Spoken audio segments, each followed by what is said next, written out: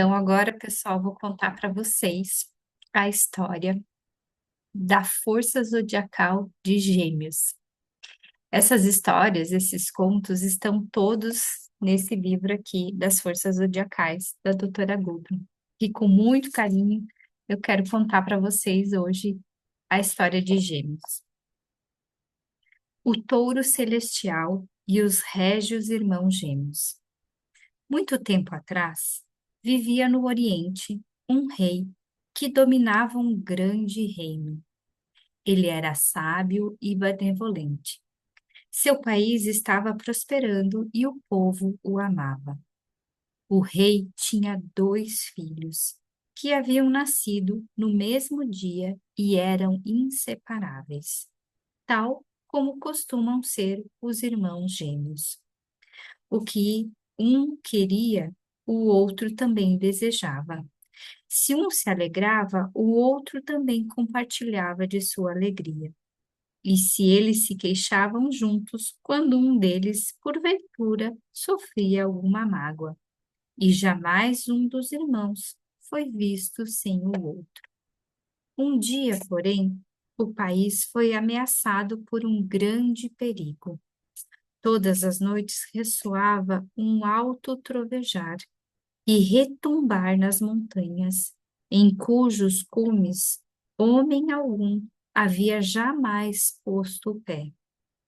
A terra estremecia e as pessoas precipitavam-se para fora das casas com muito medo, pois tinham medo de que os muros e os telhados pudessem vir abaixo soterrando-os. Ao fim de cada dia, depois do pôr do sol, começava o terrível espetáculo que não cessava até bem depois da meia-noite. Depois de algum tempo de aflição, a terra arrebatou-se em alguns lugares do país. Profundas fendas se abriram e delas se ergueram chamas e fumaças, assustando as pessoas à noite com seu clarão ardente. E como se não houvesse desgraça suficiente, de vários lados começaram a avançar exércitos inimigos sobre o país, ameaçando atravessar suas fronteiras para devastá-lo e saqueá-lo. O rei estava em condições de enviar os guerreiros valentes ao encontro dos inimigos e afastar, por enquanto, o perigo.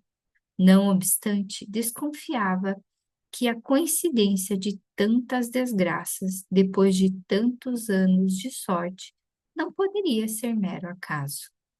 Por isso, reuniu-se com os sábios de seu reino, ordenando-lhes pesquisar os motivos dos tremores.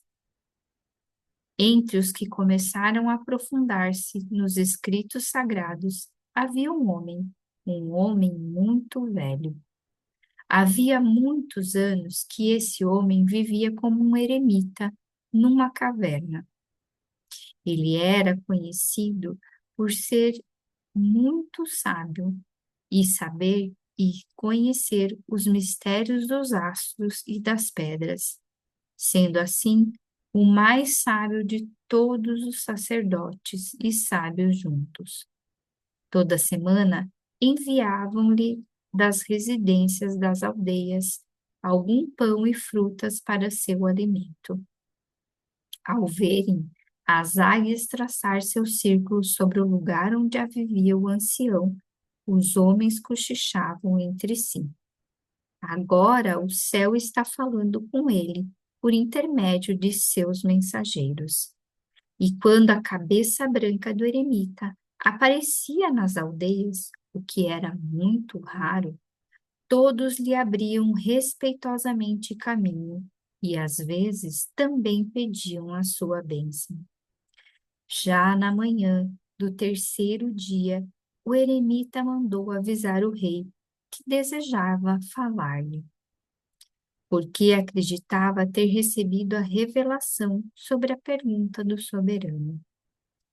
Apressaram-se a levar o ancião à sala do trono. Ali ele declarou que sua mensagem se destinava exclusivamente ao rei e aos seus filhos. Quando todos deixaram a sala, o ancião principiou a falar. Vossa sabedoria é grande, ó rei, porém há coisas que ficaram ocultas. É, é que um touro vive desde tempos imemoriáveis num amplo vale nas montanhas. Lá onde vosso reino, onde essas montanhas de vosso reino são intransitáveis e solitárias. Ninguém, afora eu, jamais o viu, e eu também ignoro de onde ele advém e de que modo chegou àquele lugar e desde quando ali vive. Raras as vezes tive a sorte de avistar o estranho animal de um dos cumes da montanha que rodeiam o vale. Na maior parte do tempo, ele pasta tranquilamente no fundo do vale ou fica dormindo com a cabeça e seus enormes chifres apoiados sobre as patas dianteiras. Por acaso, fiquei sabendo que esse animal é um caso particular. Numa noite estrelada de verão, estava eu sentado diante da minha caverna e, ao levantar os olhos para o céu, vi cair um meteorito. Parecia-me mais próximo do que todos o que havia visto até então. E quando, depois de algum tempo, ouvi o sibilar e o rumorejar do ar, e aos poucos, momentos depois, o ruído do impacto de uma rocha caindo. Levantei-me logo que amanheceu e procurei na direção de onde ouvi o barulho. Não me custou muito encontrar o meteorito. Ele aterrara sobre um escolho de rochedo e eu me abaixei para levantá-lo. Nesse instante descobri que no escolho sinais nítidos, caracteres meio gastos de uma língua desconhecida. Tudo isso me parecia uma advertência do céu. Passaram-se anos desde aquele tempo. Eu averiguava incansavelmente, indagava e investigava com o fim de decifrar a escrita da pedra. Por muito tempo, ela me pareceu enigmática e hermética, e finalmente distingui as primeiras palavras. E não tardei em descobrir que a escrita falava do touro daquele vale. Quando me mandaste chamar, junto com os outros sábios do reino, só poucas linhas ainda me permaneciam ocultas. Mas agora sei o que essas linhas querem dizer. E o que é? Perguntou um dos irmãos. Faz-nos conhecer o sentido dessa inscrição. Aguardai um pouco, respondeu o ancião, pois antes terei de decidir. Para pessoas de estirpe real, os sinais na pedra contêm uma mensagem que devereis seguir logo que a conhecerdes. Há uma tarefa difícil a cumprir. Se ficares cientes dela, terá sido melhor para vós e para vosso reino jamais tê-la ouvido. A desgraça que atualmente está vos assolando seria apenas o início de coisa muito pior a seguir. Séria e ponderadamente o rei disse: Se a tua ciência puder resultar em ajuda, fala. Os irmãos gêmeos também acenaram em aprovação. O ancião então começou a falar. A inscrição enigmática diz o seguinte: Toda a sorte e bem-estar de vosso reino estão intimamente ligados ao touro misterioso que vive solitário na cumeada das montanhas. Enquanto esse animal passa bem, o país também floresce e prospera. Todavia, chegará um tempo, dizem os sinais na pedra, em que o touro começará a ficar furioso, fazendo tremer a terra. As montanhas rebentarão e lançarão fogo, e o país será assolado pela guerra. Ocorre que o animal só está raivoso por sentir ter chegado o momento todo particular. Ele anseia por ver uma imagem do ser que é mais poderoso e nobre do que ele, com toda a sua força. Homens de estirpe real devem levar a imagem ao seu encontro. Se isso se realizar, os tremores cessarão e uma nova era advirá e se iniciará um reino mais feliz. Os irmãos então escutaram com atenção as palavras do ancião e imediatamente se levantaram, exclamando: Pai, pai, essa tarefa é nossa. Permiti que a realizarmos. E antes que o rei pudesse responder, os dois dirigiram-se ao ancião e perguntaram: Que imagem devemos levar conosco para que o touro se acalme? O que é mais régio, nobre e poderoso do que ele? O ancião, então, encanecido, respondeu: Disso a escrita na pedra nada diz. Nem eu deveria revelar-vos isso, mesmo que eu soubesse. Após um concílio bastante grave, eles resolveram que os rapazes deveriam subir com o eremita para as montanhas. Eles esperavam descobrir lá, na solidão, o que poderia apaziguar a ira do misterioso touro. O rei mandou avisar aos sábios de seu reino que eles não precisavam mais pesquisar, mas que rezassem e oferecessem sacrifícios. Aqueles homens santos e eruditos ficaram bastante admirados com a notícia. Entre mentes, os príncipes passaram a viver com o ancião nas montanhas. Ele começara a mostrar-lhes o pedaço de meteorito. Depois levou-os ao escolho da rocha e os ensinou a ler a inscrição. E pouco a pouco preparou-os para avistar o touro raivoso. Os mancebos tinham de cobrar toda a sua coragem ao avançar, a cada dia um pouco mais em direção ao escolho. Sentiam o chão abaixo de seus pés tremer e vacilar de tal modo que mal conseguiam ficar em pé. Dos rochedos íngremes à sua volta trovejavam rochas, ameaçando abatê-los. O ar retumbava ao branir do touro, de forma que os príncipes pensavam não mais poder suportar o som. Somente a visão do ancião, de cabelos brancos, que os precedia intrépido e firme, dava-lhes forças para prosseguir. Contudo, ele nunca os levava a um lugar de onde pudessem avistar o animal. Havias-lhe dito: a última parte da missão, a mais difícil, tereis de executar sozinhos. Os príncipes passavam em profunda meditação todo o tempo que permaneciam na caverna, enquanto o ancião se ocupava por lá.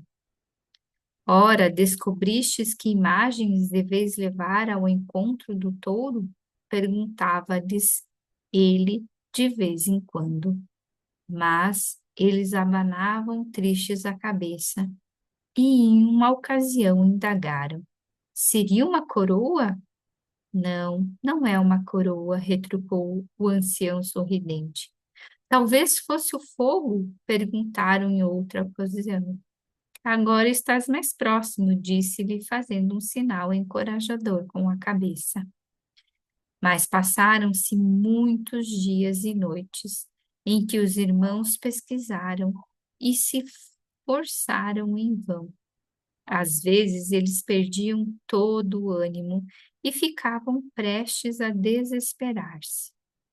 Finalmente, numa manhã, enfrentaram o ancião cheios de alegria. Não precisas dizer mais nada, já vejo os que sabem o certo, disse o ancião alegremente. Agora trazei uma imagem. Vinde comigo, pois vos ajudarei ao trabalho. Os três, então, enfiaram-se na caverna, de onde logo se via levantar uma brasa e se ouvia ressoar de marteladas. Quando, depois de um tempo, voltaram a sair da gruta, o eremita levava nas mãos um disco solar que brilhava como o ouro, muito mais régio, nobre e poderoso que toda a potência do touro é o sol, disse ele. Ante sua imagem, o furioso se inclinará. Ergueu então o disco de ouro aos gêmeos e deu-lhes sua bênção e encaminhou-os à sua difícil missão. Parecia que a terra nunca havia tremido tanto como naquela hora. Pedras se soltavam de todos os lados, rolando e saltando com grande ruído para baixo, onde quer que os dois pudessem e colocassem seus pés. Chamas e fumaça emanavam das fendas das rochas e, por fim, conseguiram galgar o último cume e puderam olhar para o vale lá embaixo. Então avistaram o touro. Ele era branco, de pele brilhante, e os pés galopeavam ao chão e suas ventas exalavam ao fogo. Os gêmeos tiveram vontade de voltar, porém lembraram-se da missão que tinham de cumprir e caminharam ao encontro do touro. Mal este avistou os dois homens, pôs-se a correr em sua direção. Porém, os príncipes seguraram firmemente o disco solar entre si e desceram o rochedo, degrau por degrau. Finalmente, encontraram-se no fundo do vale, estando o animal apenas a poucos passos deles. Pensaram já estarem perdidos, quando de súbito o touro parou. Tremendo, e levantou a enorme cabeça até que o brilho do disco solar o atingiu em cheio. Então, dobrou as patas dianteiras e se inclinou. Cada vez mais calmo e cada vez mais pacífico, até que por fim ficou deitado, perfeitamente tranquilo. Agora os mancebos ousaram se aproximar. Colocaram a imagem do sol entre os altos chifres do animal e acariciaram sua pele. A terra não treme mais, disse-lhe o primeiro irmão. Não se vê mais chama nem fumaça, disse o segundo. Está cumprido, disseram ambos. Quando se puseram a voltar para a caverna do eremita, o touro seguiu, passo a passo. O ancião veio ao seu encontro e, de tanta alegria, não pôde externar palavra alguma. Chegando à caverna, descansaram, todos juntos, à espera da noite. Mal anoitecera e o touro se levantou. Ainda levava na cabeça o disco de ouro. Postou-se diante dos irmãos, como que querendo encorajá-los a subirem suas costas. Finalmente eles o fizeram. Então o touro pôs-se a trotar com eles, cada vez mais rápido, cada vez mais para o alto, até que por fim encontrou no pico mais elevado uma silhueta escura contra as estrelas brilhantes. Jogou a cabeça para trás e o disco solar caiu, rolando terra abaixo para dentro dos abismos. O touro, por sua vez, continuou correndo do cume da montanha diretamente para o céu, passando por todos os astros e tornando-se cada vez mais argênteo, mais semelhante a uma estrela. Quando o eremita, assombrado, viu-o parar por fim, vislumbrou-o na constelação idêntica à que vimos hoje. No alto, no mais alto, mesmo do que Órion, estava o touro, e defronte a ele viam-se os régios gêmeos. Continuavam, lado a lado, demonstrando nitidamente desejar permanecer inseparáveis para todos os tempos vindouros. O eremita, então, apressou-se a descer para a residência real. Estavam todos ali em preparativos para uma festa, para comemorar a volta da paz à terra. O ancião então relatou ao rei tudo o que havia acontecido. E meus filhos, indagou o rei, jamais tornarei a vê-los? Apenas como estrelas, retrucou o eremita, apontando para o céu. Por muito tempo ainda, os homens continuaram a falar do disco solar dourado que o touro jogara nas profundezas da terra. O pai dos irmãos gêmeos mandou procurar exaustivamente por ele, mas jamais o encontraram. Foi como se a terra o tivesse engolido. Para quem conhece o segredo, o touro estelar sempre carrega o disco luminoso na sua cabeça, inclinando-se diante dele, entre os pés dos gêmeos e as pontas dos chifres do touro. Vê-se no céu noturno um espaço livre de estrelas.